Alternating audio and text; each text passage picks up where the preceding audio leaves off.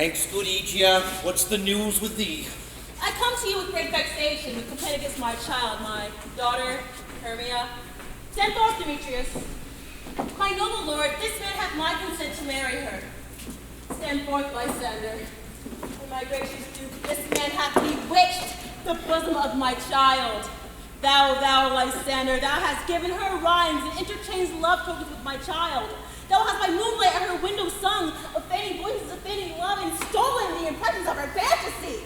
The embraces of thy hair, rings, gauds, conceits, with cunningness thou filled my daughter's heart. Turn her obedience, which is due to me, to stubborn harshness. Be it so, she is not considered to marry Demetrius before you, your grace. Then I beg the ancient courage of Athens, because she is mine, I may dispose of her. Because you would either wed with Demetrius, or to her death, appoint to her love, immediately, providing that case. What say you, Hermia? Be advised, fair maid, to you your mother should be as a god, one who composed your beauties, yea, and one to whom you are but as a form in wax. By her imprinted, and within her power to relieve the figure, or disfigure it. Demetrius is a worthy gentleman. So is Lysander. In himself he is, but in this kind, wanting your mother's voice, the other must be held the worthier. I would my mother looked, but with my eyes. Rather your eyes must, with her judgment, look. I do entreat your grace to pardon me. I know not by what power I am made bold, nor how it may concern my modesty. In such a presence here to plead my thoughts. But I beseech your grace that I may know the worst that may befall me in this case if I refuse to wed Demetrius. Either to die the death or to abjure forever the society of men.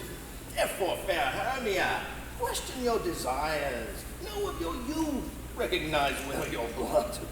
Whether if you yield not to your mother's choice, you can endure the livery of a nun. For I to be in shady cloister mew, to live a barren sister your whole life, chanting faint hymns to the cold, fruitless moon. Thrice blessed they who master so their blood, to undergo such maiden pilgrimage. But earthlier, happier is the rose distilled than that which, withering upon the virgin thorn, grows, lives, and dies in single blessedness. So I will grow, so live, so die, my lord, ere I will yield my virgin patent up unto her ladyship, whose unwished yoke my soul consents not to give sovereignty. Take time to pause. By the next new moon, the wedding day betwixt my love and me, for everlasting bond of fellowship, upon that day either prepare to die for disobedience to your mother's will, else to wed Demetrius as she would, or on Diana's altar to protest for high austerity and single life. Oh, relent, sweet Hermia. And I said, yield thy crazed title to my certain right. You have a mother's love, Demetrius. Let me have Hermia's. Do you marry her? Scornful Lysander! True, he hath my love, and what is mine shall render him, and she is mine in all my right of her, so I do estate her unto Demetrius. I am, my lord, as well derived as he. My fortunes every way is fairly bright, if not with vantage to Demetrius. And most of all these boasts, I am beloved of beauteous Hermia. Why should I not then prosecute my right? And Demetrius, I'll avouch it to his head, made love to Netter's daughter, Helena, and won her soul. And she, sweet lady, dotes, devoutly dotes in idolatry upon the spotted and inconstant man. I must confess that I have heard so much, and with Demetrius thought to spoke thereof, but being overfull of self-affairs, my mind did lose it. But Demetrius, come, and Aegia, come. You shall go with me. I have some private schooling for you both. For you, fair Hermia, you look to arm yourself to fit your fancies to your mother's will, or else the law of Athens yields you up, which by no means may we extenuate, to death or to a vow of single life. Come, my Hippolyta. Now cheer, my love. Demetrius, Aegia, go along. I must employ you in some business against our wedding and confer with you of something merely that concerns yourselves. With duty and desire we follow.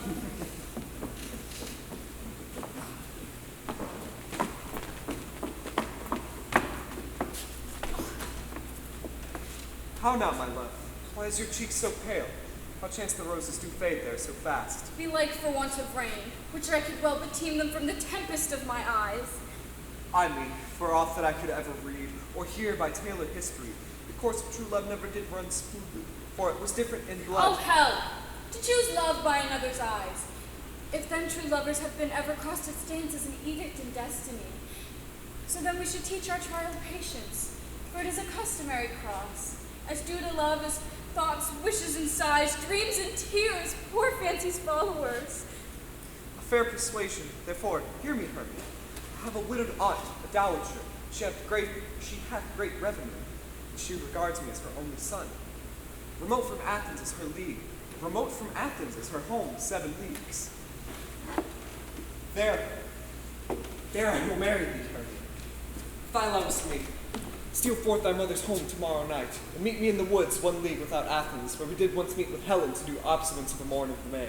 And there I will stay for thee. My good Lysander, I swear to thee, by Cupid's strongest bow, that which knitteth souls and prospers loves, in number more than ever women spoke, by all the vows that ever men hath broke. In that place where thou hast appointed me, tomorrow truly I will meet with thee. Keep promise, love.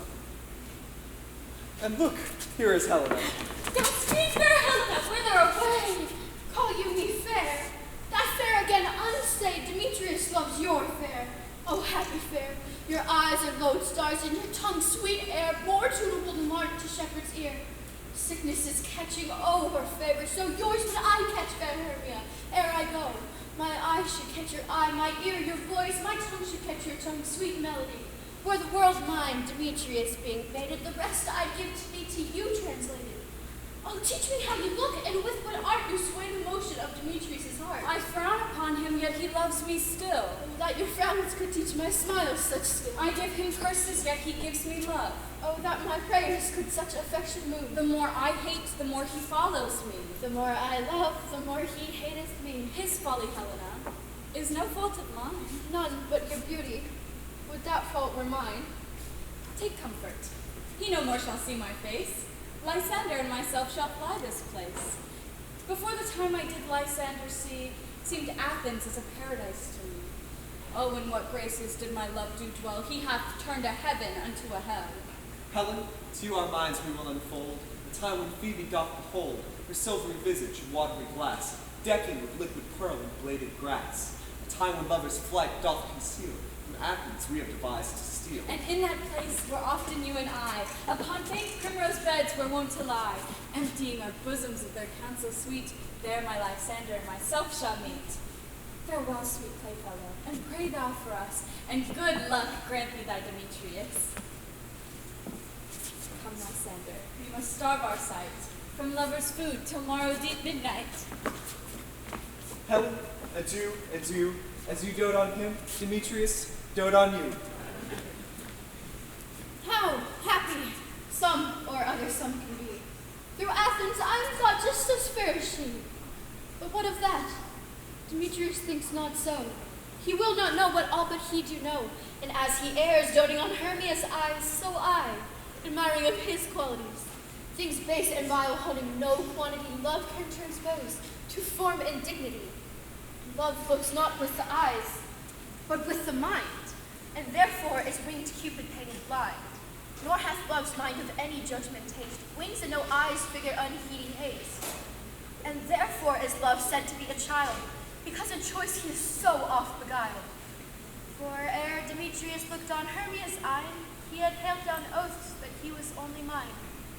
And when this hailsome heat from Hermia felt, so he dissolved, and showers of oaths did melt. I will go tell him of fair Hermia's flight. Then to the wood will he tomorrow night pursue her. And for this intelligence, if I have things, it is a dear expense. But here in mean I to enrich my pain, to have his sight thither, and back again. And methought 'twas not a Spartan, but a monkey.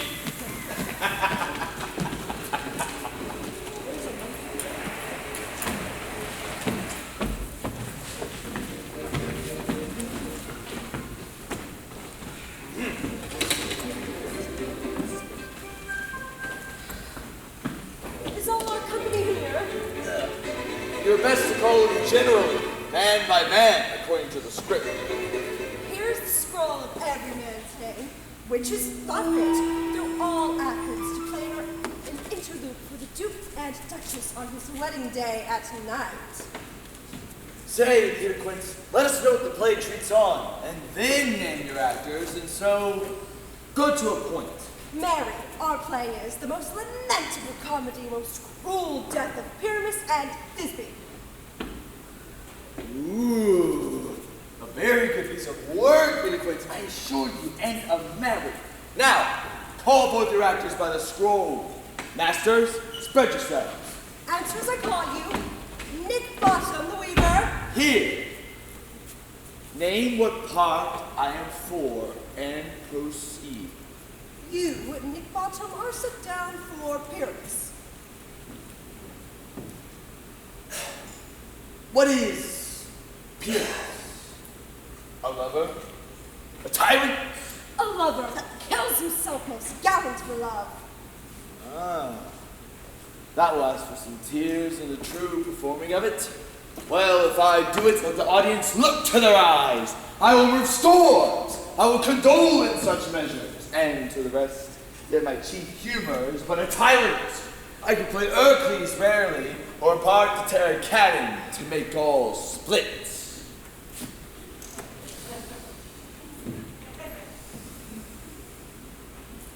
The raging rocks and shivering chalks shall break the locks of prison gates.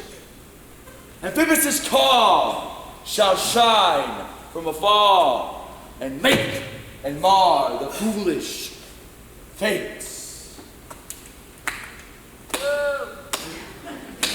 This was lofty. Now, name the rest of your players. This is Hercules' vein. A tyrant's vein of lovers is much more condoling. Francis Flute, the bellows mender. Here, Peter Quince. Flute, you must take Thisbe on you. What is Thisbe? A wandering knight? Well, it is the lady that Pyramus must love. Oh, let me not play a woman. I have a beard coming.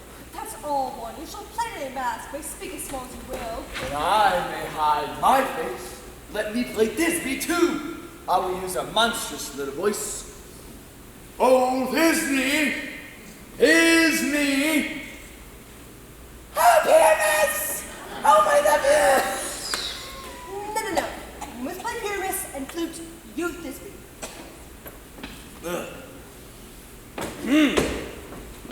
Well then, proceed. Robin Starveling, the tailor. Here, Peter Quince. Robin Starveling, you must play Thisbe's mother. Tom Snout, the tinker. Here, Peter Quince. You, Thisbe's father. Myself, Pyramus's father. And Snug the joiner, you the lion's part. And I hope. Here's a play fitted. Have you the lion's part written? Pray you, if it be, give it me, crying, slow of study. You may do it extempore, for it is nothing but roaring. Let me play the lion too. I will roar, that it will do any man's heart good to hear me. I will roar, that will make the Duke say, let him roar again! Let him roar again!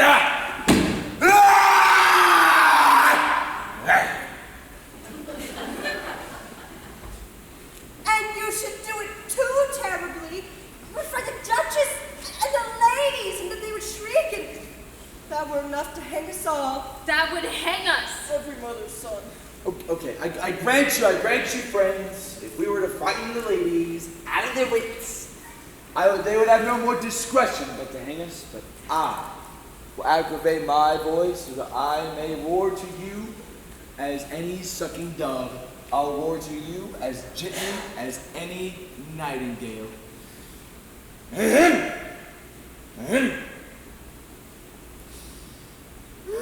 Nope.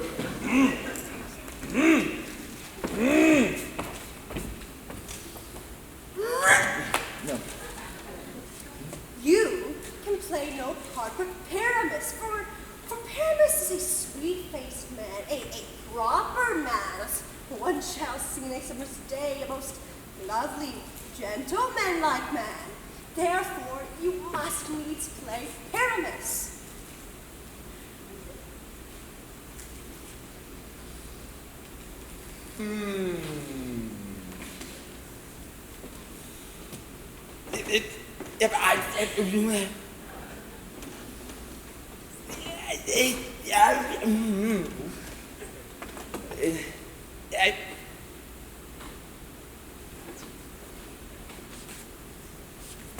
I will undertake it.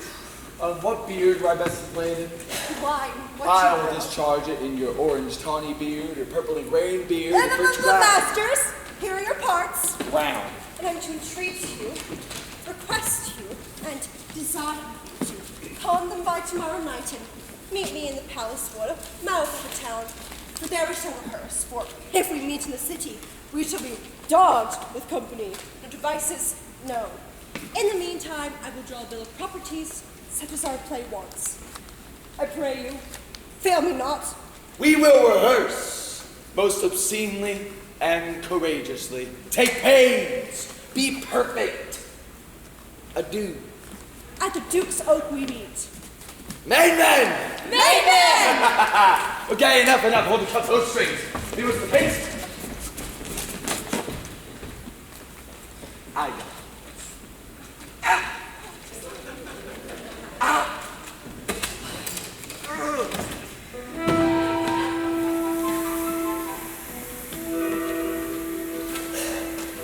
Well,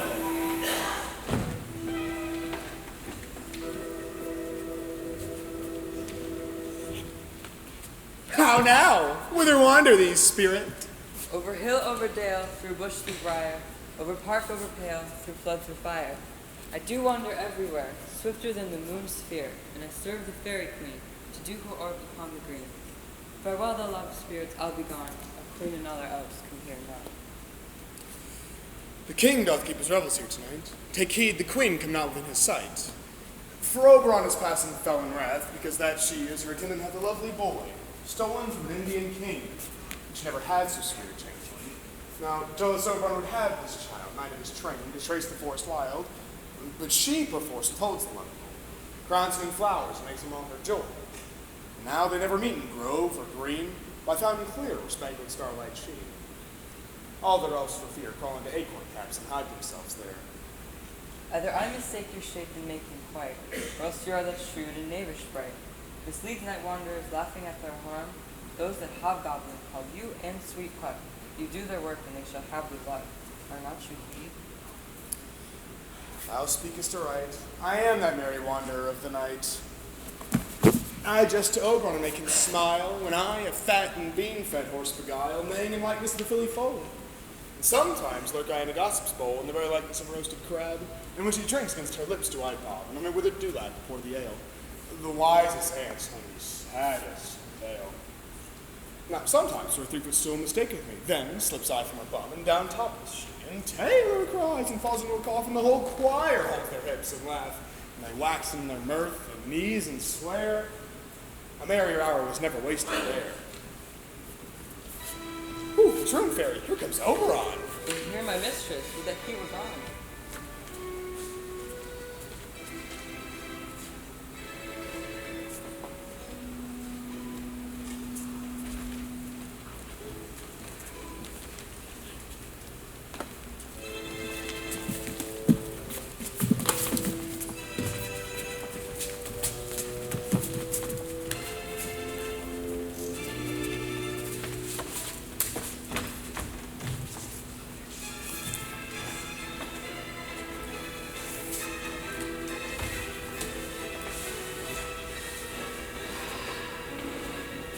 Ill met by moonlight, proud Titania. What? Jealous Oberon? Very stiff hence, I have forsworn his bed and company. Tarry, rash wanton, am I not thy lord? Then I must be thy lady. But I know if thou hast stolen away from fairyland. Why art thou here? Come from the farthest steppe of India? But forsooth, the bouncing Amazon, your busked mistress and your warrior love to Theseus must be wedded. And you come to give their bed joy and prosperity. How canst thou thus for shame, Titania? glancing my credit with Hippolyta, knowing I knew thy love to Theseus. These are the forgeries of jealousy. And never, since the midsummer spring, that we in hill, in dale, forest, or mead, by pagan fountain or rushy brook, or by the beached margin of the sea, to dance our ringlets to the whistling winds. For with thy brawls thou hast disturbed our sport. Therefore, the moon, the governess of floods, pale in her anger, washes all the air that rheumatic diseases do abound. And through this distemperature do we see the seasons alter. The spring, the summer, the childy autumn, angry winter, change their wants of liveries. And the mazed world by their increase now knows not which is which. This same progeny of evils comes from our debate, from our dissension. We are their parents and original. Do you amend it then? It lies in you. Why should Titania cross her Oberon? I do but beg a little changeling boy to be my henchman. Set your heart at rest. The fairyland buys not the child of me. His mother was a votress of my order, but she, being mortal, of that boy did die, and for her sake do I rear the boy, and for her sake I will not part with him. How long within this wood think you stay? Perchance till after Theseus' wedding day, if you will patiently dance in our rounds and see our moonlight revels, go with us. If not, shun me, and I will spare your haunts. Give me that boy, and I will go with thee. Not for thy fairy kingdom. Fairies, away, we shall chide downright bygone this day. Well, go my way. Thou shalt not from this road before I torment thee for this injury. My gentle pup, come hither. Thou rememberest, since I sat upon a promontory and saw a mermaid on a dolphin's back, uttering such dulcet and harmonious breath that the rude sea grew civil at her song, and certain stars shot madly from their spheres to hear the sea maid's music? I remember. That very time I saw that thou couldst not, flying between the cold moon and the earth, Cupid, all armed, a certain aim he took at a fair vessel thrown by the west, and loosed his love shaft smartly from his bow, as it should pierce 100,000 hearts. But I might see young Cupid's fiery shaft quenched in the chaste beams of the watery moon. And the imperial votress passed on, in maiden meditation, fancy free. Yet, marked I where the bolt of Cupid fell. It fell upon a little western flower, before milk white, now purple with love's wound, and maidens call it love and idleness. Fetch me that flower, the herb I showed thee once, the juice of it, on sleeping eyelids laid, will make or man or woman madly dote upon the next live creature that it sees. Fetch me that herb, and look thou meet me ere the Leviathan can swim a league. I shall put a girdle around the earth in 40 minutes. Having once this juice, I'll watch Titania while she is asleep, and drop the liquor of it in her eyes. The next thing then she waking looks upon, be it lion, bear, wolf, bull, a meddling monkey, or a busy ape, she shall pursue it with the stole of love. And ere I take this charm from off her sight, which I can do with another herb, I'll make her render up her cage to me. But who comes here? I am invisible, and I will overhear their conference.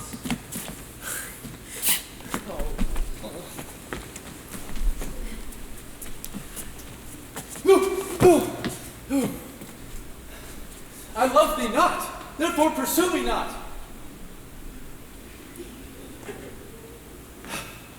Where is Lysander and fair Hermia? The one I'll slay, and the other slayeth me. Thou toldst me they were stolen unto this wood, yet here I am, moored within this wood, because I cannot meet my fair Hermia. Hence, get thee gone. Follow me no longer. You draw me, you hard-hearted adamant, but yet you draw not iron, for my heart is true as steel. Leave me your power to draw, and I shall have no power to follow thee. Do I entice you? Do I speak you fair, or do I not in plainest truth tell you I do not nor cannot love you? And even for that, do I love you the more? I am your spaniel, and Demetrius, the more you beat me, I will fawn on you. Use me, but as your spaniel, spurn me, strike me, neglect me, give me leave, unworthy as I am, to follow thee. What worser place can I beg any love, and yet a place of high respect with me, than to be used as you use your dog? Tempt not too much the hatred of my spirit, for I'm sick when I look on thee. And I'm sick when I look not on you. You do impeach your modesty too much. To commit yourself into the hands of one that loves you not, to trust the opportunity of night in the ill counsel of a desert place, with the rich worth of your virginity. Your virtue is my privilege, for that it is not night when I do see your face. Therefore I think I am not in that. Nor doth this wood lack worlds of company, for you, in my respect, are all the world. Then how can it be said I am alone, when all the world is here to look on me? I'll run from thee. I'll hide me in the brakes, and I'll leave thee to the mercy of wild beasts. The wildest hath not such a heart as you. Run when you will, the story shall teach you. Apollo flies, and Daphne holds the chase. The dove pursues the griffin, the mild hind makes speed to catch the tiger. Both lay speed when cowardice pursues and valor flies. I will not stay thy questions. Let me go. For if thou won't believe, I'll do thee mischief in the woods. Aye, in the temple, in the town, the field, you do me mischief. Fly, Demetrius, your wrongs do set a scandal on my sex. We cannot fight for love as men may do. We should be wooed and we're not made to woo. I'll follow thee and make a heaven of hell, to die upon the hand I love so well. Fare thee well, nymph. Ere he do leave this grove, thou shalt fly, and he shall seek thy love. Hast thou the flower? Welcome, wanderer. Aye, there it is. I pray thee, give it to me.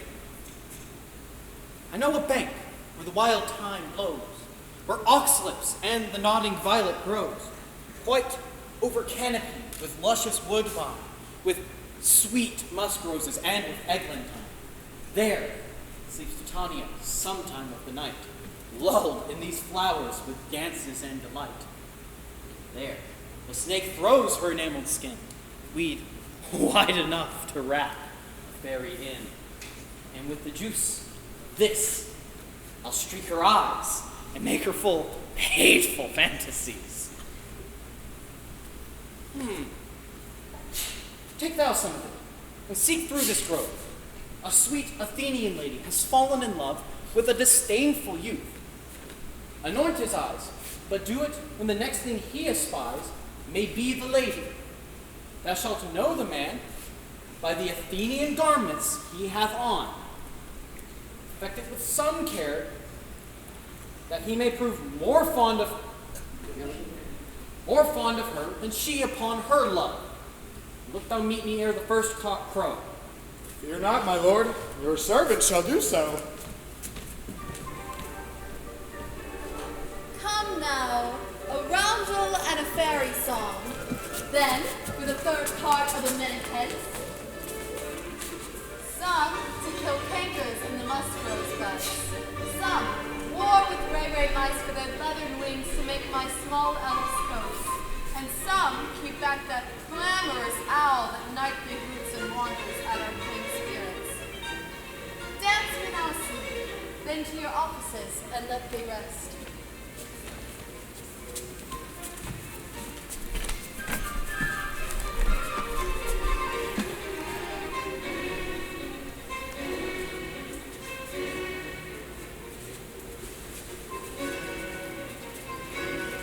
Hence away, now all is well. One aloof stands sentinel.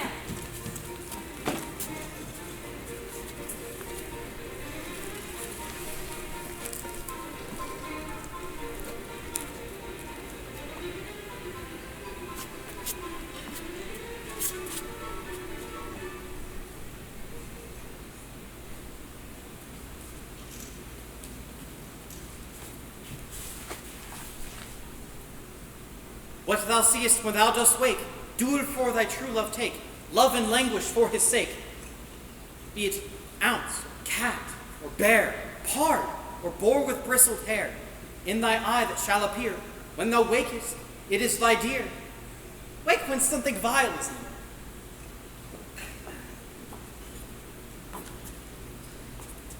Fair love, faint with wandering from the wood, and, to speak truth, I've forgotten our way. We'll rest us, Hermia, if you think it good, and tarry for the comfort of the day. Be it so, Lysander. Find you out of bed. For upon this bed I shall rest my head.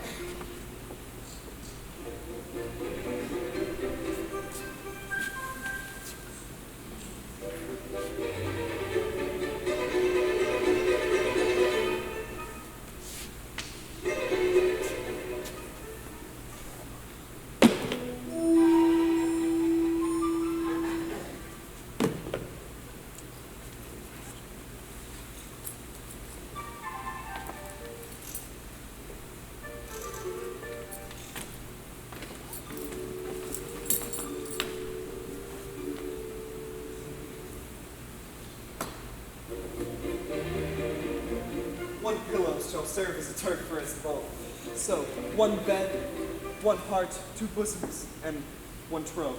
Nay, good Lysander, for my sake, my dear, lie further off yet. Do not lie so near. I mean, take sweet sense of my innocence. Love takes meaning in love's conference. That I mean that my heart unto yours can be knit, so but one heart we can make of it. So two bosoms interchained with an oath, and two bosoms in one troth. For lying by your side, no bedroom me deny. For lying so, Hermia, I do not lie. Lysander riddles very prettily, and much beshrew my manners and my pride if Hermia meant to say Lysander lied. But, sweet friend, in love and courtesy, lie further off yet, in human modesty. Such separation may well be said becomes a virtuous bachelor and a maid. So far be distant, and good night, sweet friend. Thy love never alter till thy sweet life end. Amen, amen to that fair prayer, say I, and end life when I am loyalty. Here is my bed, sleep give thee all his rest. With half that wish, the wisher's eyes be pressed.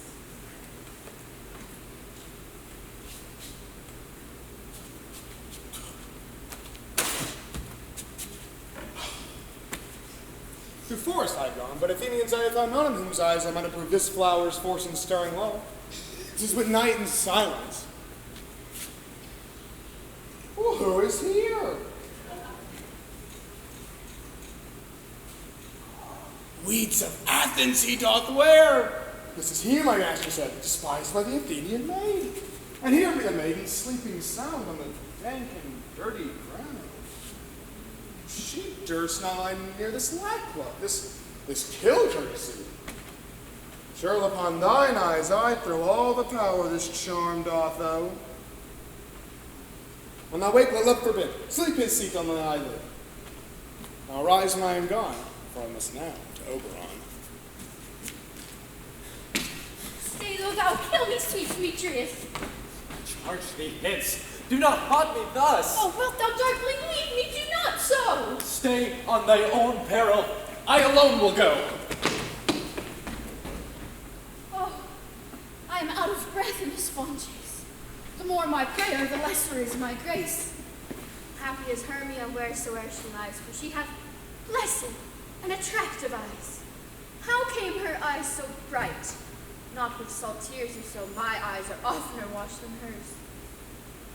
No, I am as ugly as a bear. For beasts that meet me run away for fear, so no marvel, though Demetrius do, as a monster fly my presence thus. What wicked and dissembling glass of mine may be compared with Hermia's fiery eye? But who is here? Lysander on the ground. Dead or asleep? I see no blood, no wound. Lysander, if you live, good sir, awake. And run through fire I would for thy sweet sake. Transparent Helen, nature shows me art, and through thy bosom I see thy heart. Oh, where is Demetrius? How fit a word is that vile name to perish on my sword. Say not so, Lysander, say not so. What though he love your Hermia, Lord, what though? Yet Hermia still loves you, then be content. Content with Hermia? No, I do repent the tedious minutes with her I've spent. Not Hermia, but Helena I love. Who would not exchange a raven for a dove? And the will of man is by his reason swayed, and reason says you are the worthier maid. Things growing are not ripe until their season, and I, being young, ripe not to reason. Touching now the point of human skill, reason becomes the marshal to my will, which leads me to your eyes where I o'erlook love's stories written in love's richest books. Wherefore was I to this keen mockery born? When at your hands did I deserve this scorn? It's not enough. It's not enough, young man, that I did never, no, nor never can deserve a sweet look from Demetrius' eye. But you must flout my insufficiency. Good troth you do me wrong, good sooth you do, in such disdainful manner me to woo. But perforce, I must confess, I thought you lord of more true gentleness. Oh, that a lady of one man refused should therefore of another be abused. She sees not Hermia. Hermia, sleep thou there, and never come Lysander near. For as sure as the sweetest things to the deepest loathing to the stomach brings, and the heresies that men do leave are hated most by they did deceive. For in my sure fit and my heresy be hated most of all by me, but to give my power and might to Helen, and to be her knight. Help me, Lysander, help me. Do thy best to pluck this crawling serpent from my breast. Ay me, for pity, what a dream was here. Ah, Lysander, look how I do quake with fear. Methink a serpent ate my heart away, and you sat laughing at his cruel play. Lysander? What, removed? Lysander? Lord, gone? No sound, no word? Alack, where are you? Speak, and if you hear, speak of all loves. I swoon almost with fear. No? Then I perceive you all not nigh. Either death or you'll find immediately.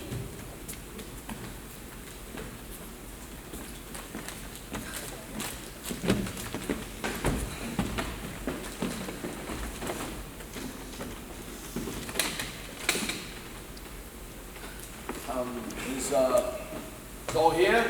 Pat, here's a marvelous convenient place for rehearsal.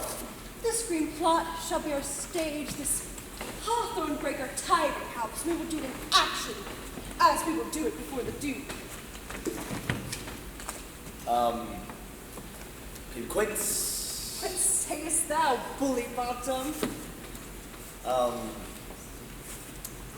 There are some thieves in this play that simply would not abide. I mean, firstly, Pyramus draws a sword to kill himself, which the ladies cannot abide. I mean, seriously, how answer you that? On your lacking of parlous fear, I believe we should leave the killing out when all is done. No, nay. I have a device to make all well. Write me a prologue, and let it seem to say that we shall do no harm with our swords, and Pyramus is not killed indeed. And furthermore, better assurance, let it be known that I, Pyramus, am not Pyramus, but Bottom the Weaver, and that should put them out of fear. You'll have such a prologue, and it shall be written in 8 answers. No, have a bit longer. Maybe, 8, perhaps. Will not the ladies be afeard of the lion? I fear it, I promise you. Oh, masters, we must consider with ourselves to bring in, God shield us, a lion among ladies is a most dreadful thing. And there's not a more fearful wildfowl than your lion living. And, we ought to look to it. Therefore, another prologue must tell that he is not a lion. Oh. Nay, his name is name, and having his face is seen from the lion's neck. And he must speak through, saying thus, or to the same effect. Ladies, or fair ladies, I would wish you, or I would request you, or I would entreat you, not to fear, not to tremble, my life for yours. If you think I come hither as a lion, it were pity on my life. No, I am no such thing. I am a man as other men are. Then let him name his name, and tell him plainly that he is snug to the joiner. Well, it shall be so, but there's two hard things. That is, bring moonlight into the chamber, for Pyramus and Thisbe meet by moonlight. Then there is another thing. You must bring a wall into the great chamber, for Pyramus and Thisbe, says the story, did talk through the chink of a wall. You can never bring in a wall. What say you, Bottom?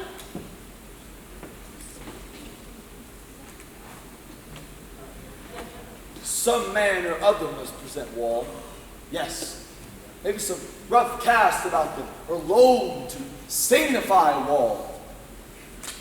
And let him hold his fingers out thus, and through this cranny shall Pyramus and Thisbe whisper. Boom. If that may be them, all is well. Come sit down, every mother's son, and rehearse your parts. Pyramus, you begin. Once you've spoken your speech, enter into that break, and so everyone according to its cue. Perfect.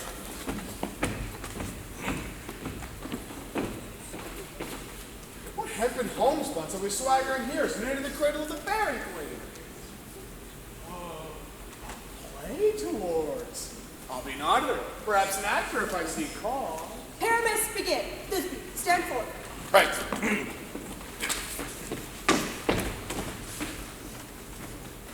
Couple. Stop.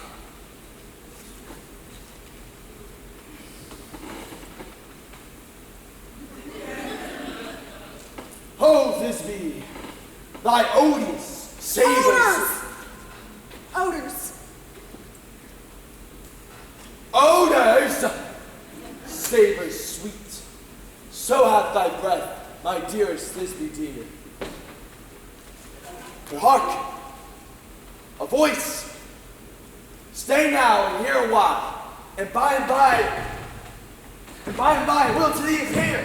A stranger Pyramus than ever presented before. Must I speak now? Aye, Mary, must you? For you must understand he goes to see a noise I heard. He is to come again. Most radiant Pyramus, most lily white of hue, as true as tossed, and yet would never tire. I'll meet thee, Pyramus, at Ninny's tomb. It's nice to man. I must not speak that yet. That you answer to Pyramus. You speak all your put at once, cues and all. Pyramus, enter! Your cue is past. It is never tire. As true as tossed, and yet If I were fair, Thisbe, I will redeem. Great monsters! Oh, strange! We're haunted! Grey masters! Fly masters! Now wait! What? Peanut Pirates! I shall follow you. I'll lead you around the bend. Sometimes a horse I'll do. Sometimes a hound, a hog, a headless bear, a buyer, and I shall neigh and squeal and roar and burn like horse, hound, bear, fire.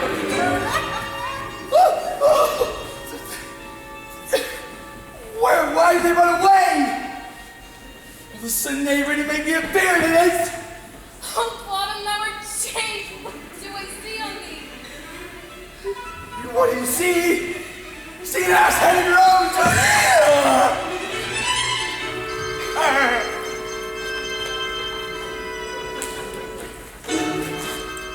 Oh, Unicorns, please help me. Help me. Bless thee, Bottom, bless thee. Thou art translated.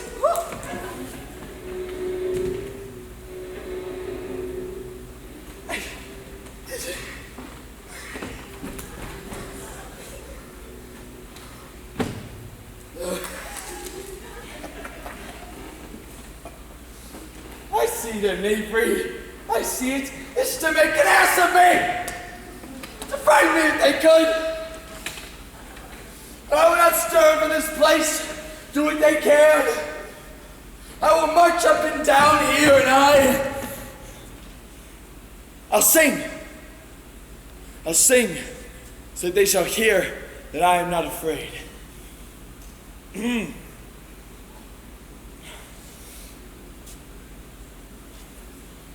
The owls and cocks are black of hue, the orange tawny bill, the throstle with his note so true, the wren with little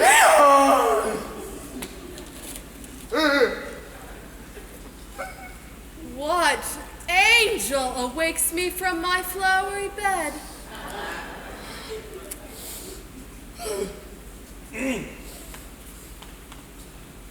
The finch, the sparrow, and the lark, the plain song cuckoo gray, whose note full many a man doth mark, and dares not answer nay.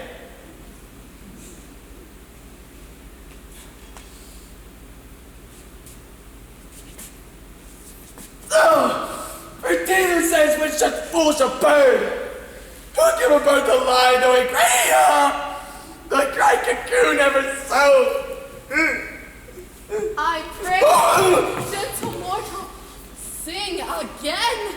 My ears much enamored of thy note, so is mine eye enthralled to thy shape, and thy fair virtues perforce doth move me on the first view to say, to swear, I love thee.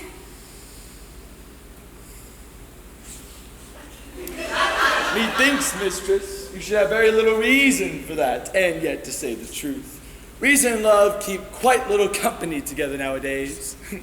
The more the pity that some honest neighbors do not make them friends. Nay, I can joke upon occasion. Thou art as wise as thou art beautiful. Well, not so neither. If I had the wit to get out of this wood, I'd have enough to serve mine own turn. Out of this wood do not desire to go. Thou shalt remain here whether thou wilt or no. I am a spirit of no common rate. The summer doth tend upon my state, and I do love thee. Therefore go with me, and I will give thee fairies to attend on thee, and they shall fetch thee jewels from the deep, and sing while thou unpressed flowers dost sleep. And I will purge thy mortal grossness, so that thou shalt like an airy spirit go. Peas blossom, cobweb, moth, and mustard seed. Ready? And I. And I. Where shall we go? Be kind and courteous to this gentleman. Hop in his walks and gambol in his eyes. Feed him with apricots and dewberries, with purple grapes, green figs, and mulberries. The honey bags steal from the humblebee, and for night tapers crop their waxen thighs and light them out of fiery glowworm's eyes. To have my love, to bed and to arise. And pluck the wings from painted butterflies, to fan the moonbeams from his sleeping eyes.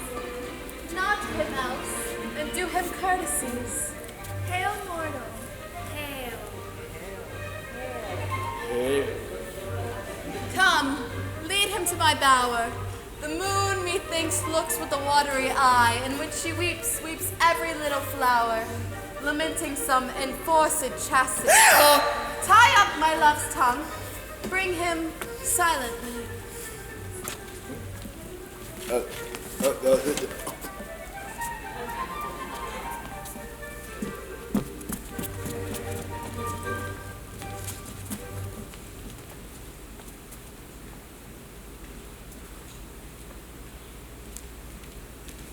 I wonder if Titania be awake. Then, what if was the next came into her eye which she must dote on in extremity? Here comes my messenger. How now, mad spirit? What night rule upon this haunted grove? My mistress with a monster is in love. Near her closing consecrated bower, her dull and sleeping hour, a crew of patches, rude mechanicals who were for bread upon Athenian stalls, were met together to rehearse a play intended for great Theseus' wedding day. Now when the shallowest pigskin of their sort, and Pyramus presents in their sport, forsook his scene and entered a break, this then his advantage did I take, and an ass's knoll I fixed on his head. Anon his Thisbe must be answered, and forth my mimic comes. And when they him spy, at his sight, away his fellows fly, and leave sweet Pyrrhus translated there. In this moment, when it came to pass, Titania waked, and straightway loved an ass.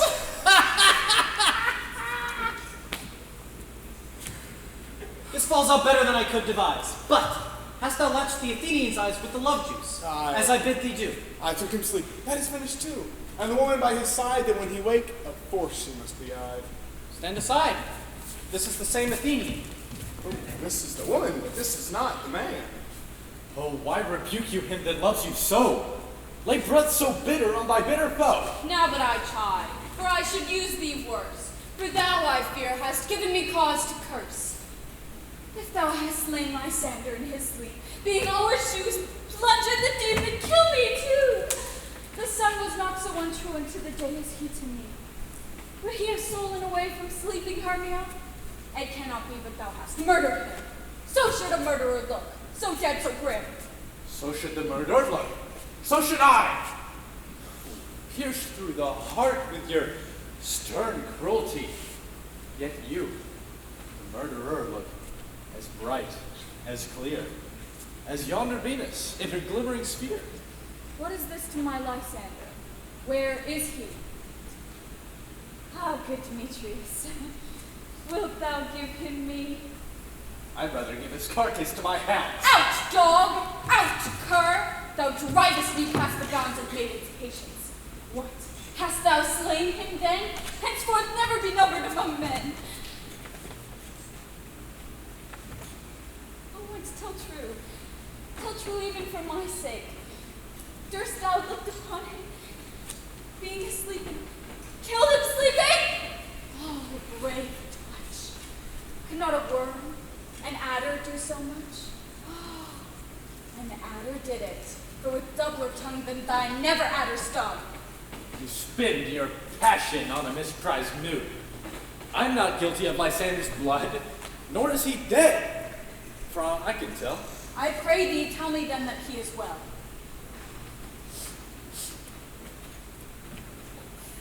And if I could, what would I get there for?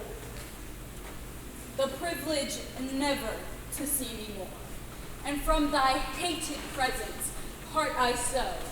See me no more, whether he be dead or no. But wait!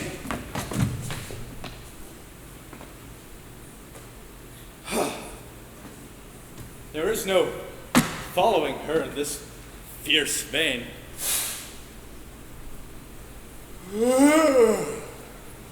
So, here, therefore, for a while I will remain.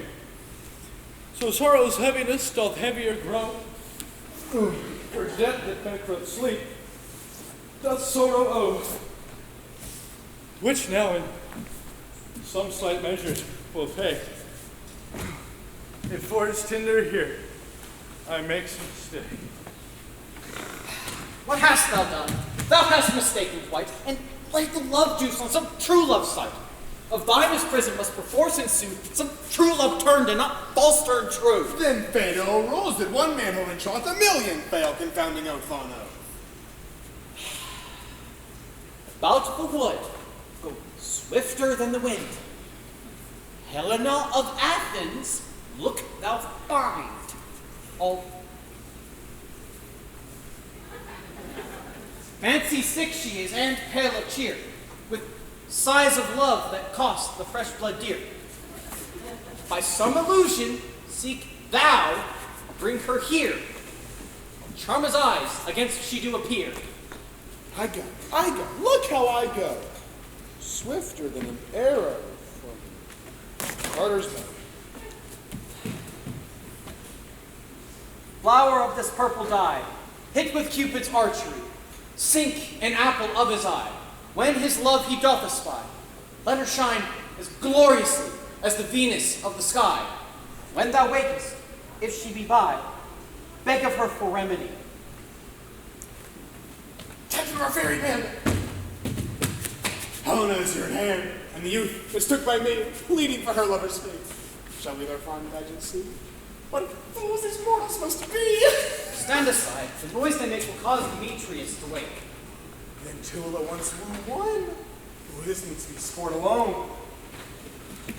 Why should you think that I should woo and scorn? Scorn and derision never come in tears. And look, when I vow, I weep, and vows are so born. And in their nativity, all truth appears. How can these things in me seem scorn to you, when I come bearing the badge of faith to prove them true? You do advance your cunning more and more. When truth kills truth, oh, devilish holy fray! These vows are Hermia's. Will you give her o'er? Weigh oath with oath, and you will nothing weigh. Your vows to her and me put in two scales will even weigh, and both as light as tails. I had no judgment when to her I swore. Nor none in my mind, now you give her o'er. Demetrius loves Hermia, and he loves not you.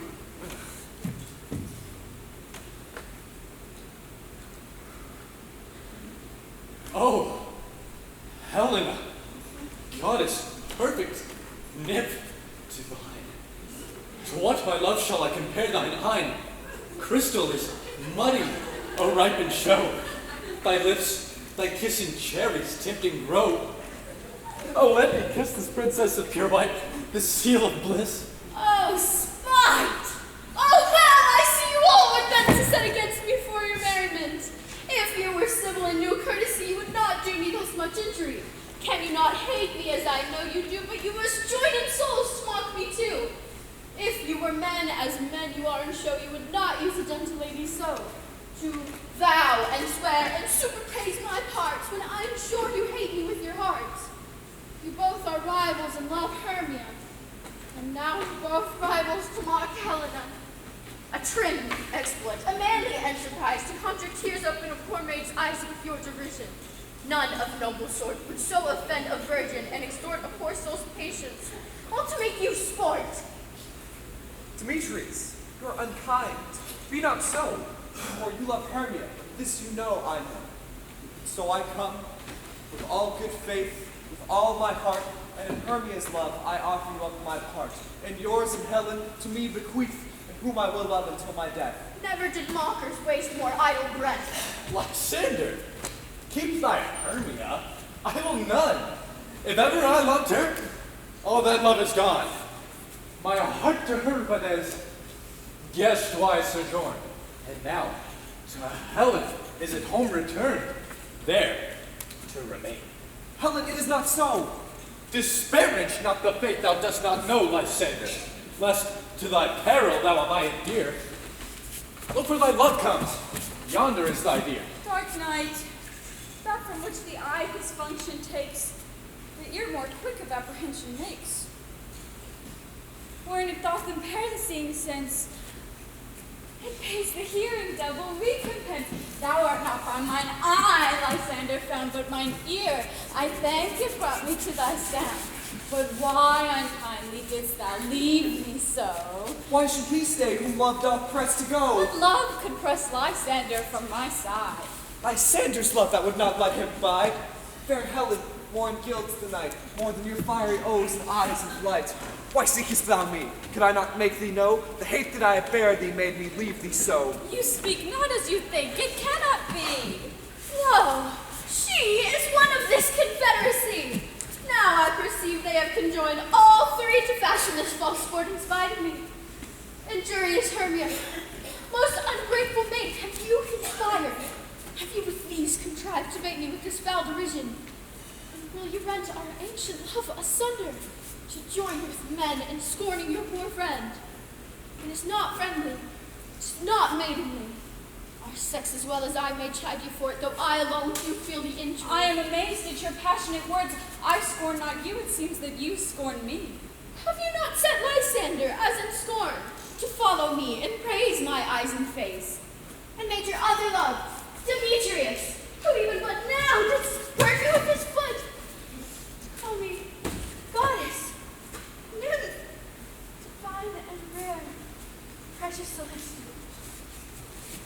speaks he this to her he hates? And wherefore doth Lysander deny your love, so rich within his soul, and tender me forsooth affection?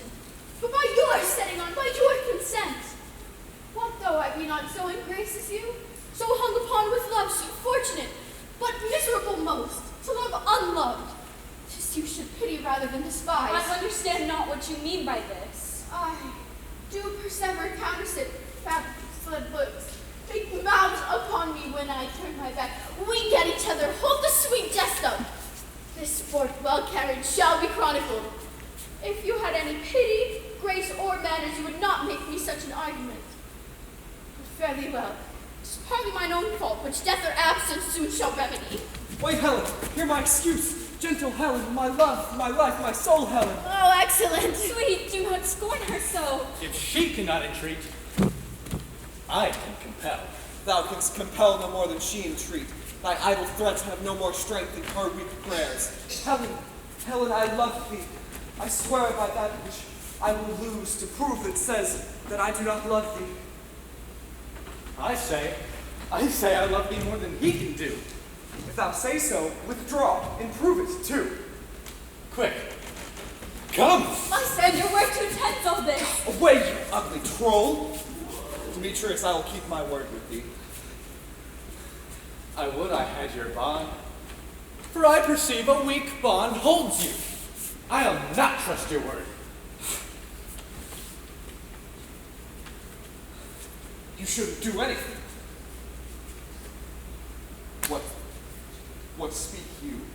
Hang off, thou cat. Stand away, thou bird, you vile thing. Get off of me, or I'll shake thee from me like a serpent. Why have you grown so rude? What change is this?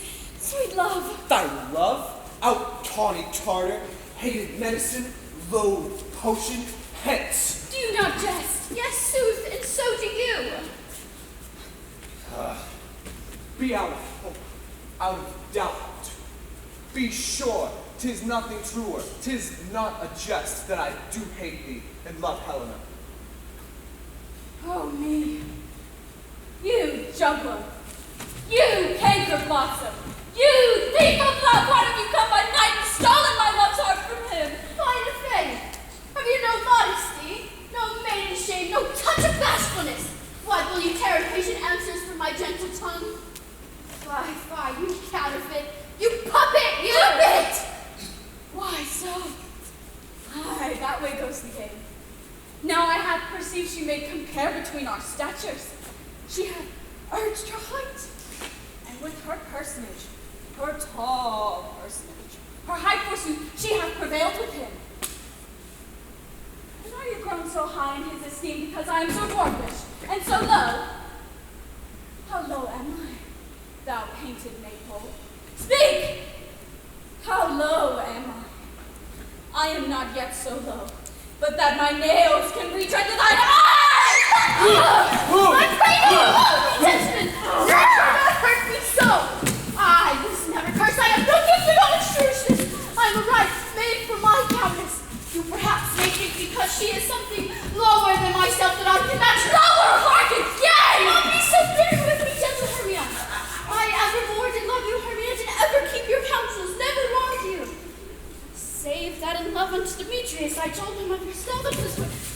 He followed you, and for love, I followed him.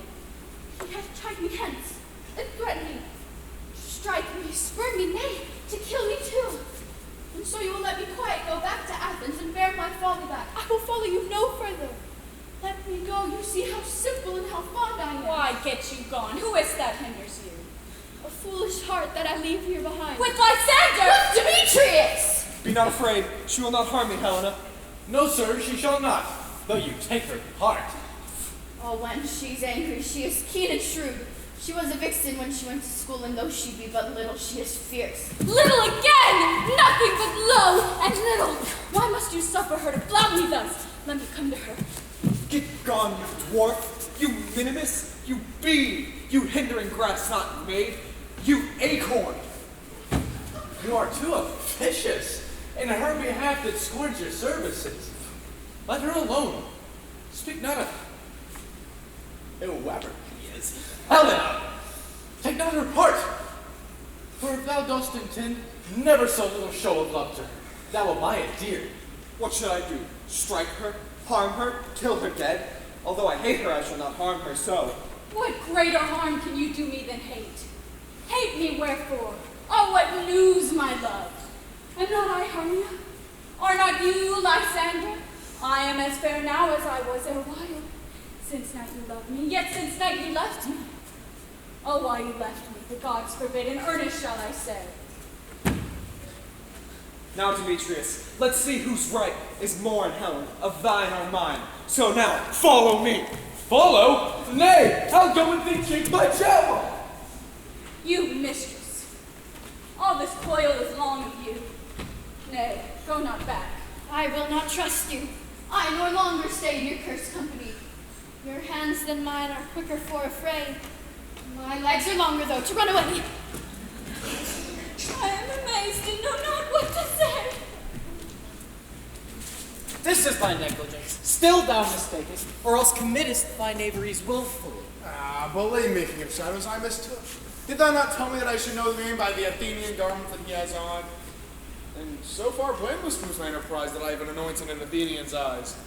I'm glad it did so sort for this. Their jangling, I esteem a sport. Thou seest these lovers seek a place to fight. High therefore, Robin, overcast the night. The starry welkin cover thou anon, with drooping fog as black as Acheron, and leave these testy rattles so astray as one come not within another's way.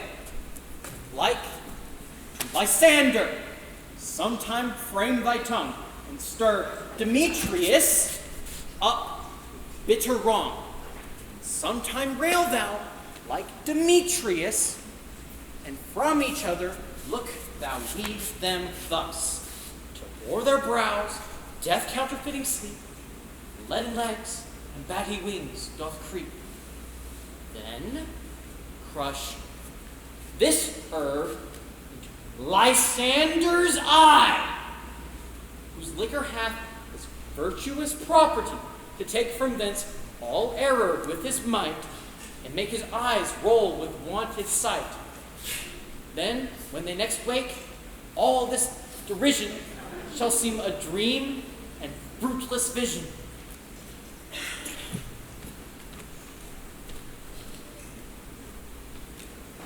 Up and down, up and down. I will eat them up and down. I am feared in field and town. And God, you make them up and down. Oh, here comes one. Where art thou, Demetrius? Speak thou now. Here, villain, drawn and ready. Where art thou? I will be with thee straight. Follow me, men, to plainer ground. Lysander, speak again. Thou run away. Thou coward. Thou art fled. Thou coward! Art thou bragging to the stars, telling the bushes that thou lookest for war and wilt not come? Come, recreant! Come, thou child! I'll whip thee with a rod! Yeah? Where art thou now?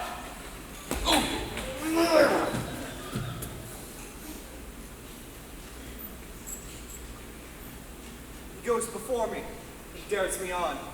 Yet, when I come where he is called, he is gone. The villain is much lighter heeled than I. Fast I followed. Faster, faster he did fly. Fallen am I in dark, uneven way. Here I will rest me. Oh, come, thou gentle day, and show me thy great light, and I will find Demetrius, and I will revenge this spite. Oh, coward! Why comest thou not? Art thou runnest before me, shifting every place. Yet there is not stand, nor look me in the face. Where dost thou hide thy head now? I am here! Come hither!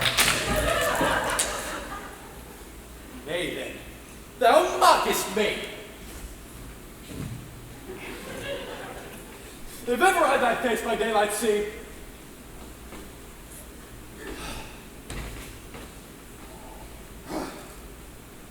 Faintness constrained me to measure up my length on this cold bed.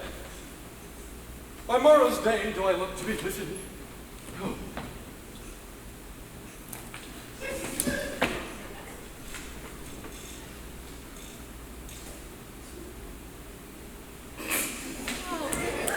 Weary night. Oh, long and tedious night. Fade thy hour and shine me comforts from the east, that I may back to Athens by daylight. Sleep that sometimes shuts up sorrow's sweet eye. It'll still be a while from my sweet company.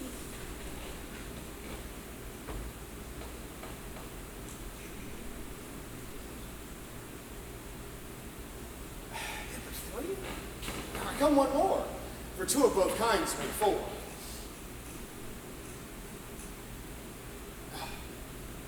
Oh, here comes she. Oh, all cursed and sad. Cupid is a knavish lad to make such poor ladies mad. Never so weary, never so in woe, bedabbled in the dews and torn with briars. I can no further crawl, no further go. My legs can keep no pace with my desires. Here I will rest me till the break of day.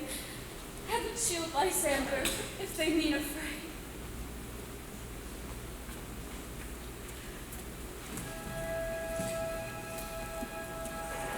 Sleep sound in the ground. I'll apply to thy eye, gentle lover, remedy. When thou awakest, thou takest true delight in the sight of thy former lady's eye, and the country proverb known, that every man should have his own, and your waking shall be shown. Jack shall have chill, naught shall go ill. A man will have his mare again, and all shall be well.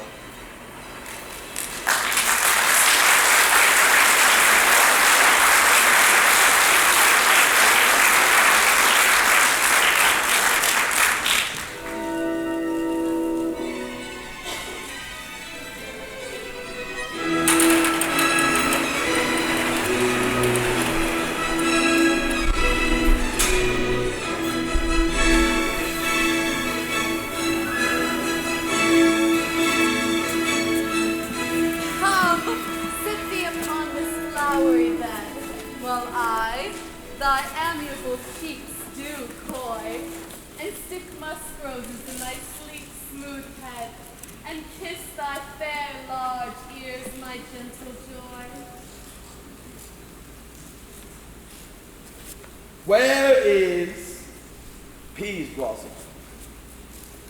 Ready? Peas Blossom. Scratch my ears.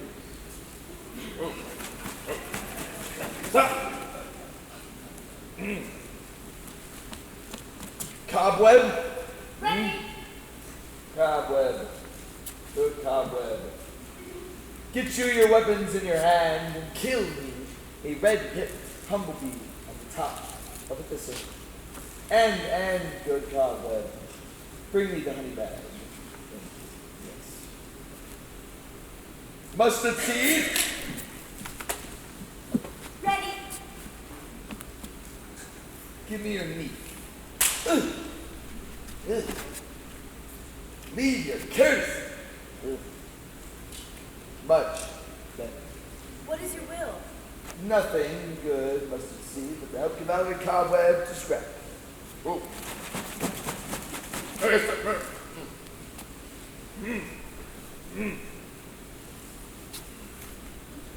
I must be barber's, my good fairy thing. For methinks I am marvelous hairy, and I am such a tender ass. That my hair do but tickle me. I was What? Will thou hear some music, my sweet love?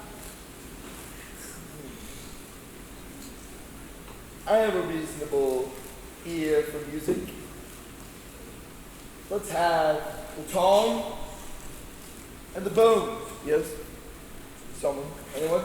Thank you. Whichever one you want. Or say, sweet love, what thou desirest to eat. Truly, a peck of provender. I can munch on some good dry oats, maybe.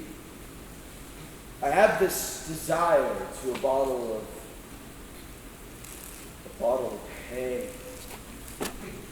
Good hay. Sweet hay. Have no feather. I shall have a venturous fairy that shall seek the squirrel's hoard. No. I'd rather have a handful of your dried peas.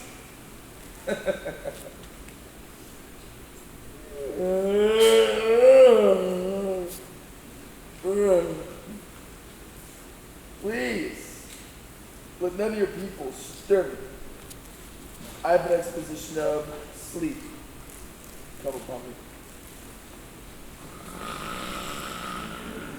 Sleep thou, and I will wind thee in my arms. So doth the woodbine and the sweet honeysuckle gently entwist. The female ivy so enrings the barky fingers of the elm. Oh, how I love thee, how I dote on thee. Welcome, good Robin. Seest thou this sweet sight? Her dotage now I do begin to pity, for meeting her of late behind this wood, seeking sweet favors from this hateful fool, I did upbraid her and fall out with her. For she then his hairy temples then had rounded with a coronet of fresh and fragrant flowers, and that same dew, which sometime on the buds wast wont to swell like round and orient pearls, like tears that did their own disgrace bewail. And gentle pop, take the head off from this Athenian swing, and when he waking when the others do, may all to Athens back again repair, and think no more of this night's accidents, but as the fierce vexation of a dream. But first, I will release the fairy queen. Be as thou wast wont to be, see as thou wast wont to see. Dan's bud or Cupid's flower hath such force and blessed power. Now, Titania, wake you, my sweet queen. Oh, my Oberon, what visions I have seen. Methought I was enamored of an ass. There lies your love. How came these things to pass? Oh, how mine eyes do loathe his visage now. Since a while, Robin, take off his head. Titania, music call, and strike more dead than common sleep of all these five the sense. Music.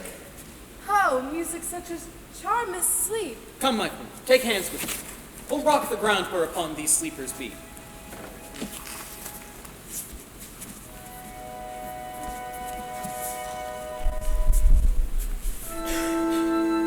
Now, thou and I are new in amity, and will tomorrow night solemnly dance in Duke Theseus' house, triumphantly, and bless it to all fair prosperity. There shall these pairs of faithful lovers be wedded, with Theseus, all in jollity.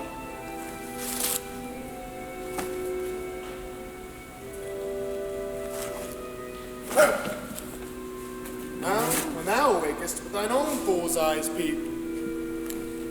Fairy King, attendant mark, I do hear the morning lark. Then, my queen, in silent sad, trip we after the night shade. We the globe can compass soon, swifter than the wandering moon. Come, my lord, and in our flight tell me how it came this night that I sleeping here was found with these mortals on the ground.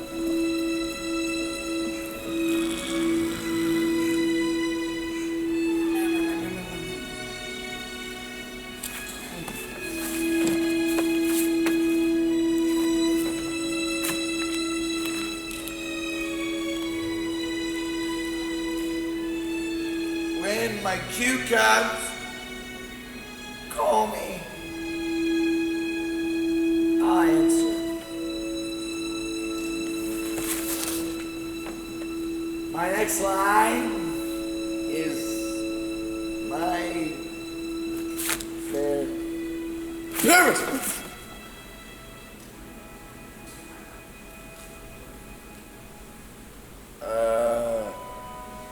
What?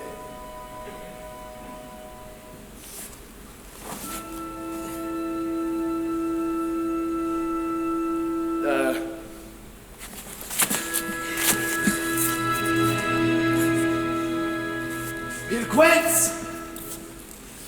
Flute, the bellows mender! Snout, the tinker! Starveling? Snug? Anyone?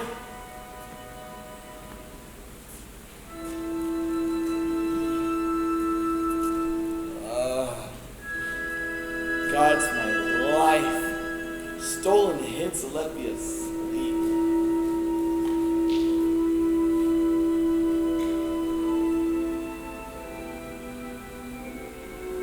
I've had a most rare vision. I've had a dream past the wit of man to say what dream it was. Man is but an ass to go about and expound this dream. We thought I was...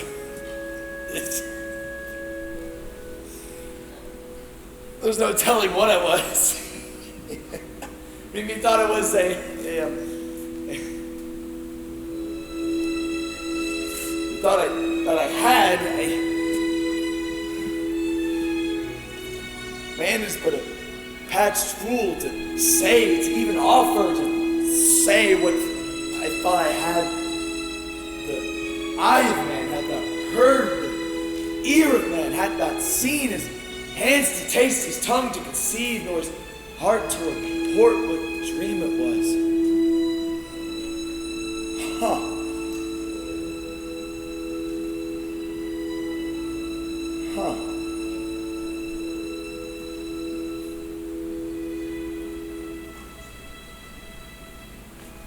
I'll have Peter Quince write me a ballad of this dream. Yes. It shall be called Bottom's Dream,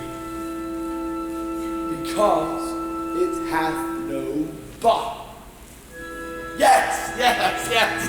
And I shall sing it, and allow to have the play before the Duke. No, peradventure, to make it the more gracious, I shall sing it at her death. Yes, yes.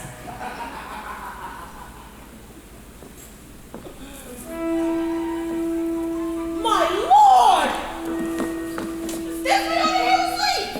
This Lysander, this Demetrius, this Helena. Oh, that is Helena. I wonder if they're being here together. No doubt they rose up early to observe the bride of May, and upon hearing our intent came here in grace of our solemnity. Speak, Aegea. Is not this the day that Hermia should give answer of her choice? It is, my lord. Go bid the huntsmen, wake them with their horns. Good morrow, friends. St. Valentine is past. Begin these wood birds but to couple now? Pardon, my lord? I pray you all stand up. Stand up! I know you two are rival enemies. How comes this gentle concord in the world where hatred is so far from jealousy? To sleep by hate and fear no enmity. Shall reply evasively, my lord, half sleeping, half waking, yet cannot truly say how I came to be here. Hermia and I did steal forth from Athens, our intent to be gone, where we might, without the peril of Athenian law. Enough! Enough, my lord, you have enough. I beg the law upon his head. He would have stolen away, he would have Demetrius, and thereby have defeated you and I. You of your wife, and me of my consent. Of my consent that she should be your wife. My fair lady, fair Helen, told me of their stealth, of which their purpose unto this hither wood, and I, in fury, followed them. My lady, I wot not by what power, but by some power it is. My love to Hermia melted as the snow. Seems to me as the remembrance of an idle toy, which in my childhood I did dote upon dearly. I was betrothed ere I saw Hermia, but like in sickness did I loathe this food. But come to my natural taste, in good health, do I wish for it? Do I love it? Do I long for it? will forevermore be true to it. Tis strange my Theseus these lovers speak of. More strange than true. I would never believe these antique fables or these fairy toys.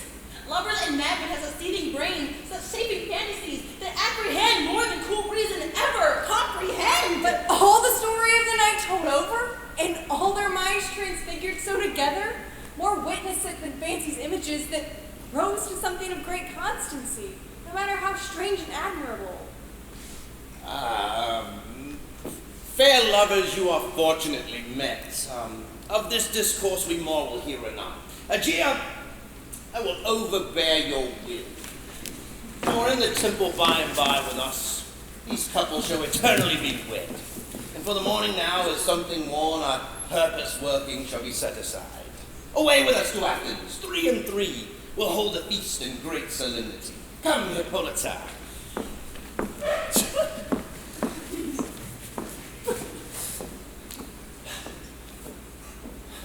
These things seem small and undistinguishable. Methinks I see things but with a parted eye, like everything seems double. So methinks, and I found Demetrius like a jewel, mine own and not mine own. Are you sure, then, that we are awake? Do not you think the Duke was here and bid us follow him? Yeah, and my mother. And Hippolyta. And they did bid us follow to the temple. Well, why then? We are awake. Let us follow him, and by the way, let us recount our dreams.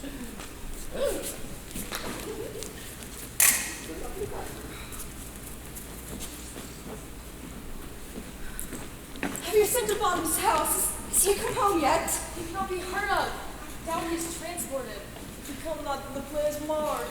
Goes not forward, doth it? It is not possible. Is not a man in all Athens able to discharge pyramids but he? No, he had simply the best wit of any handicraft man in Athens. Yeah, and the best person too. And he's very Paramore, pursuit-wise. Oh no, you must say Paragon for a Paramours. God bless us. Think of not. Masters, the Duke is coming from the temple. 2 or 3 lords and ladies more married. First before I got forward, we double made men. Where are these lads? Where are these hearts? A most courageous day, a most happy hour. Oh, masters, I am to discourse wonders, but ask me not what, for if I tell you, I am no truth in it. I'll tell you everything, rise and fell out, later, I promise. Let us hear, sweet Bottom. Not a word from me. But, what did I say? Oh, right, all that to say is, the Duke hath dined. So, get your apparel together, good strings to your beards, good ribbons to your pumps, every man would go his part, meet presently in the palace. Okay, the short and long of it is, our play is preferred.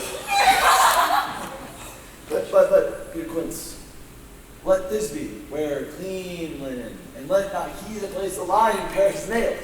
They shall hang for the lion's claws, and please, most dear actors, please, eat no onions, nor garlics, nor anything of the sort, for we are to utter sweet breath.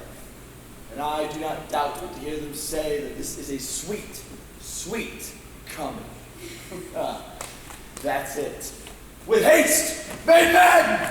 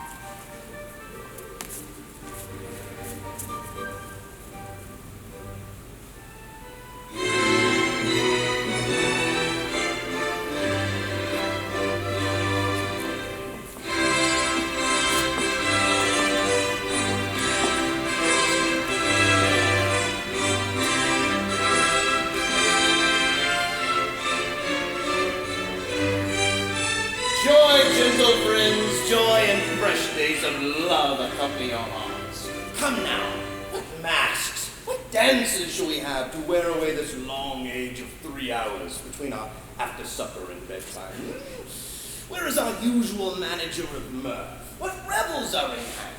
Is there no play to ease the anguish of a torturing soul? Come illustrate! Here, mighty Theseus. Say, what abridgment have you for this evening? What masks, what music? How shall we beguile the lazy time, if not with some delight? There is a brief coming for to write. Make choice of which your hand shall see. A tedious brief scene of young Pyramus and his love Thisbe. A very tragical mirth. Merry and tragical. Tedious and brief. Why, that's hot ice and wonder strange snow. How shall we find the concord of this discord? A play there is, my lord, some 10 words long, which is as brief as I've known a play. And tragical, my noble lord, it is. For Pyramus dared not kills himself, which, when I saw hers, I must confess, made my eyes water, but more merry tears. The passion of loud laughter never shed. What are they that do plays? Oh, hard-headed folk that work here in Athens, who never labored a day in their minds. And we will hear it. No, my noble lord, it is not for you. I've heard it over, and it is nothing of this world.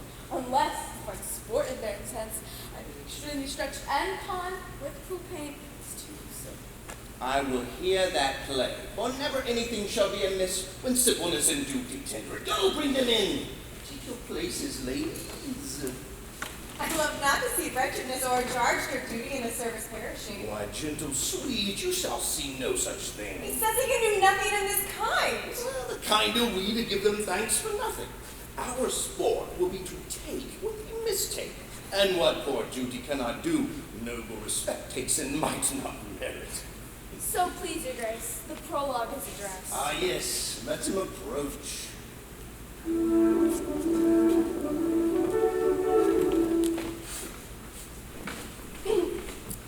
If we offend, it is with goodwill. Now you should think we come not to offend, but with goodwill. To show our simple skill, that is the true beginning of our end. Consider then we come but despite us, minding to content you our true intent is. All for your delight, we are not here. They should here repent you. The actors are at hand, and by their show you shall know all you are like to know. This fellow doth not stand upon point. Thread his prologue like a rough colt. He knows not to stop. A good moral, my lord. Is one to speak, but to speak true. Indeed, he hath played upon that prologue like a child on a recorder. A sound, but not in government. His speech was like a tangled chain, but nothing impaired, but just all disordered. Who's next? Gentles, perchance you wonder at this show, but wonder on till truth make all things plain. This man is Pyramus, if you would know. This beauteous lady, Thisbe is certain.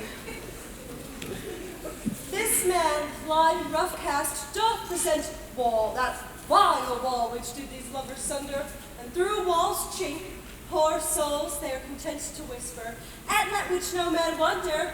This man with land-born dog and bush of thorn presenteth moonshine, for if you will know, by moonshine do these lovers think no scorn, to meet at nights too, there to woo. This grisly beast which lion hide by name, let lie in moonshine walled and lovers twain, at large discourse while here they do remain. What if the lion be to speak? One lion may, but many asses do. In this same interlude it doth befall that I, one snout by name, present a wall.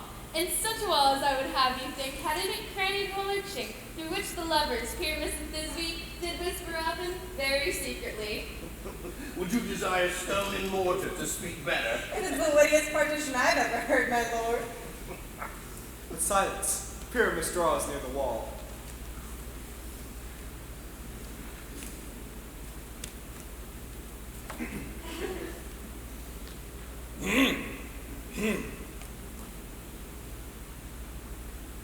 O grim-looking night! O night with hues so black! O night, whichever art when day is not! O night! O night! Alack, alack, alack! I fear my Thisbe's promise is forgot! And thou, O wall, O sweet, O lovely wall, who standest between her father's ground and mine. O wall, O sweet and lovely wall, show me thy chink, so that I may blink with mine eye.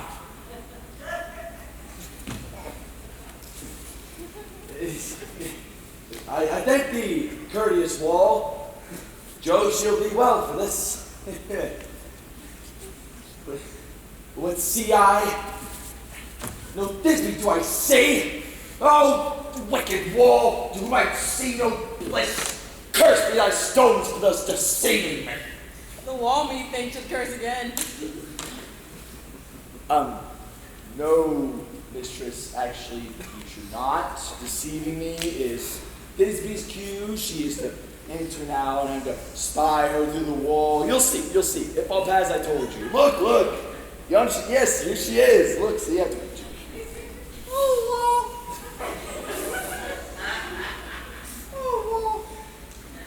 Full often hast thou heard my moans for parting my Pyramus and me.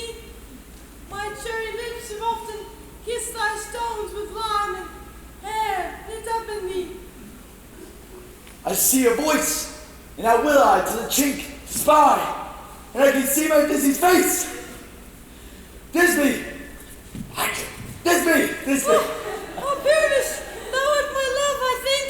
Think what thou wilt, I am thy lover's grace. Oh, kiss me through the whole of this vile wall. Oh, I kiss the wall's whole, not your lips at all. Well, thou is Ninny's tomb.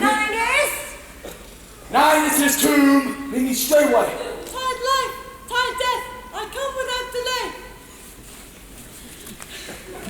Thus have I, well, my part discharged so, and being done, thus swalloway doth go. Now the mule is down between the two neighbors. No remedy, my lord, when walls are so willful to hear without warning. This is the silliest stuff I've ever heard. The best in this kind are but shadows, and the worst no worse if imagination amend them. Must be your imagination then and not theirs. Well, if we imagine no worse of them than they of themselves, then they pass for excellent men. Here come two noble beasts in now, a man and a lion. You, ladies, you, whose gentle hearts do fear, the smallest monstrous mouse that creeps on floor, may now perchance both quake and tremble here. When lion rough and wildest rage go forth, then know that I, snug the joiner, am as lion fell. No else no lion's down. For if I should as lion come in strife into this place for pity, I'm alive. Roar! A very gentle beast, and of a good conscience. The very best set of beasts, my lord, that ever I saw. The lion is a very fox for his valor. True, and a goose for his discretion. Not so, my lord, for his valor cannot carry his discretion. Ah, it is well. Leave it to his discretion. Let us listen to the moon. This lantern doth the horn moon present. Ugh. He should have worn the horns on his head. Ah, is no crescent. His horns are invisible within the circumference. This lantern doth the horn moon present. Myself, the man in the moon, do seem to be. Oh, now this is the greatest error of all the rest. The man should be put into the lanthorn. How is it else the man in the moon? I'm a-weary of this moon when he would change. By small light of discretion, he does appear to be in the wane. But in reason, courtesy, we must stay the time. Proceed, Lord. All I have to say, that this lantern is the moon, and myself the man in the moon. But silence. Here comes Thisbe. This is Ninny's tomb, Linus. Where is my love?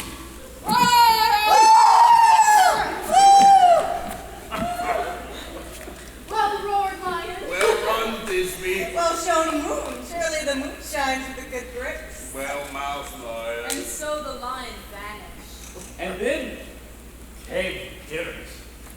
Oh!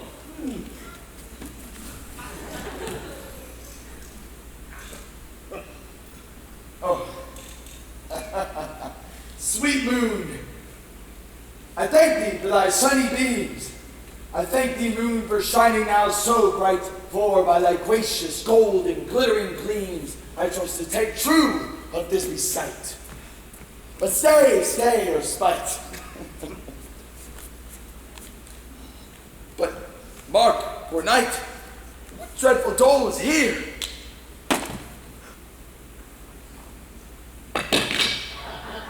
Eyes, do you see? How can it be? Oh, dainty duck, oh dear!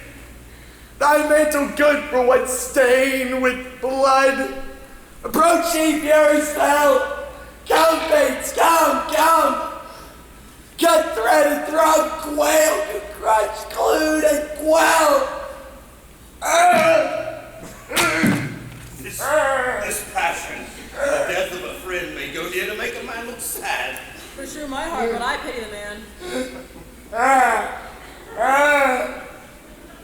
Oh, wherefore thou bitterness thou lion's frame, since lion bile hath devoured my tear, which is the fairest dear that lived, loved, and liked, and looked with cheer.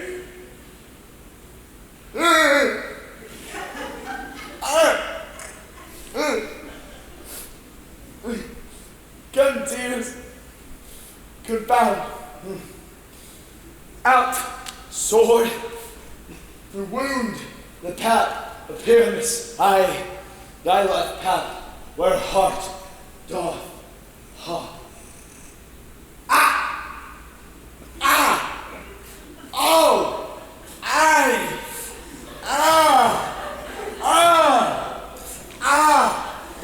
and thus die, thus,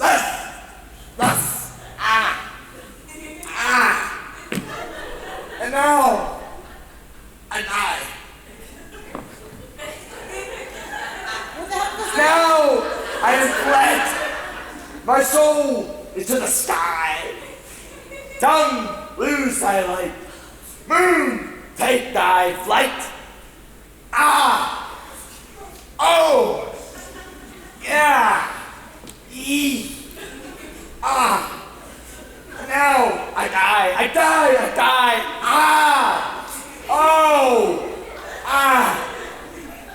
die. What the hell is I die.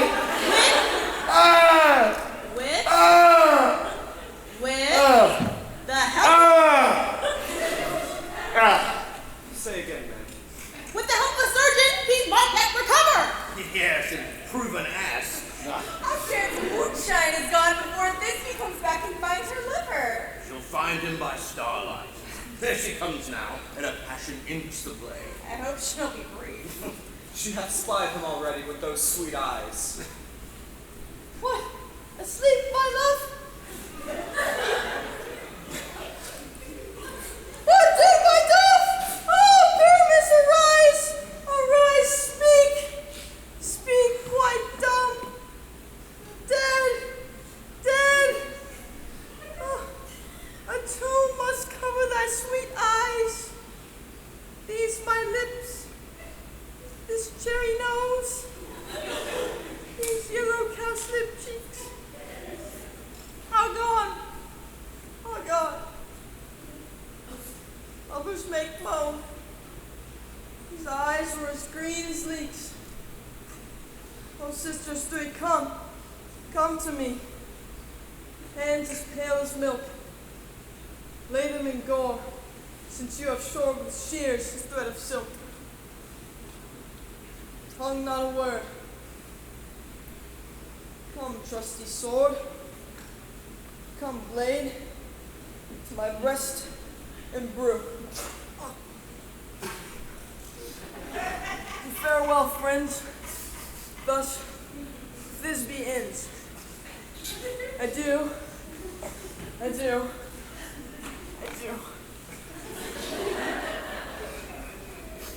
Moonshine and lion are left to bury the dead. Aye. And the wall too. No! The wall is down that pardoned their fathers. It's down. Now, my lord, would you like to hear an epilogue? Oh, no. Yes, no, yes. Or a burgomaster dance between two of us. No, no epilogue, I pray you. For your play needs no excuse, never excuse. When all the players are dead, there leaves none to be blamed. But so it is truly and very notably discharged. Yes! Yes!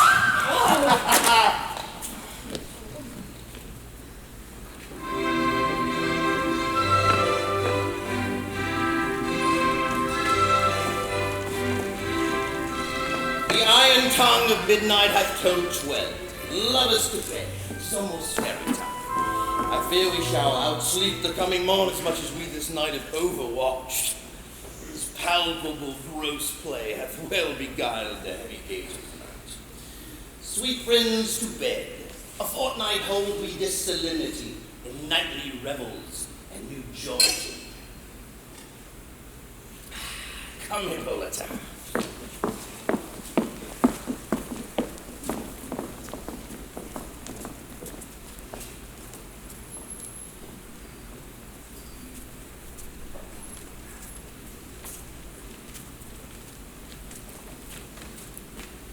Through the house give gathering light, by the dead and drowsy fire, every elf and fairy sprite, hop as light as bird from briar. Hand in hand with fairy grace will we sing and bless this place.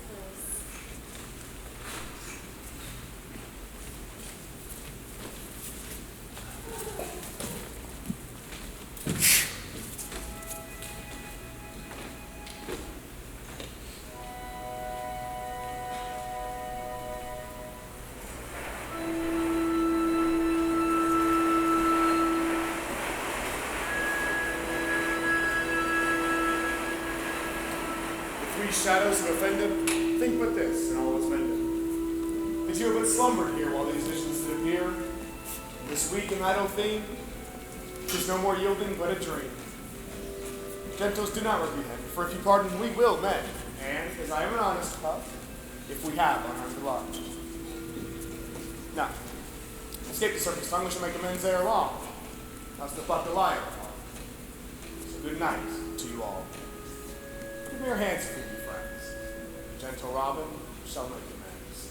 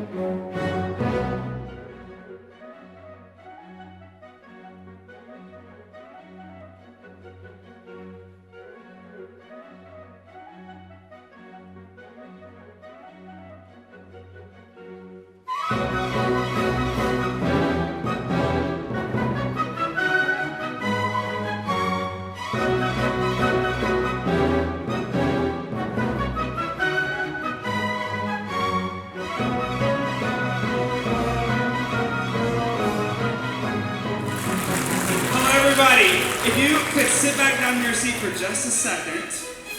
So typically in the past, we honor the seniors on the last night of the performance. But since we have a very special guest in the house tonight that will not be here tomorrow, we decided to push that forward and go ahead and do the senior award or senior honors night tonight instead. So I'm going to hand the mic over to Jackson Theobald, our stage manager, and he is going to do that.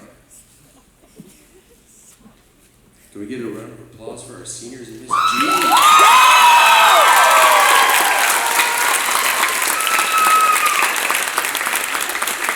As I call your name, will you please walk to the front stage? Cole Brown, Nick Davis, Julia Hudson, Sarah Cheater, Gary Lee, Wesley Smith, Charlie Williams,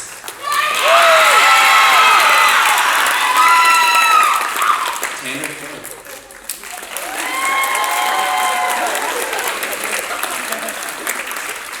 Emmy Jones, Alex Pepper, Jacob King, and he's in the tech booth. So we're gonna wait. Oh, he's right there! Ryan Lunsford. Ryan Brown.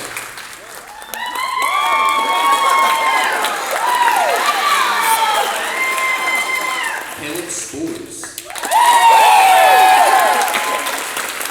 And Connor Stenso. And Josh Lang.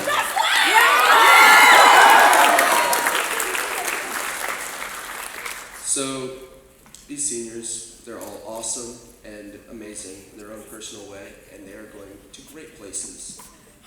And I'm very glad to see Miss G in the audience tonight. It is very warming to my heart, and I'm very happy.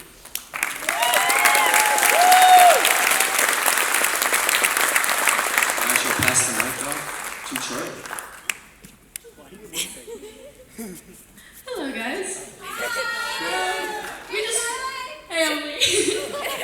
We just wanted to take this moment, me, Greer, and Wesley, we wanted to take this moment to shout out Miss T. Thank you so much for being here. We have some flowers for you and a poster that we all signed. So I just want to thank you so much. You are so strong and you are so loved. So thank you.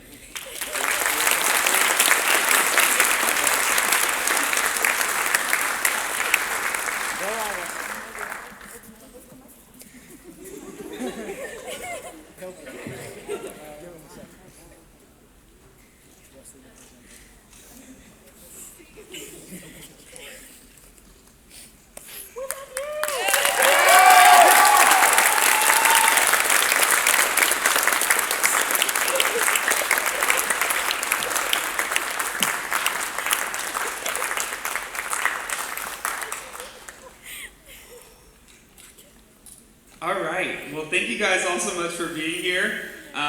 We'll meet you guys in the lobby. Thank you.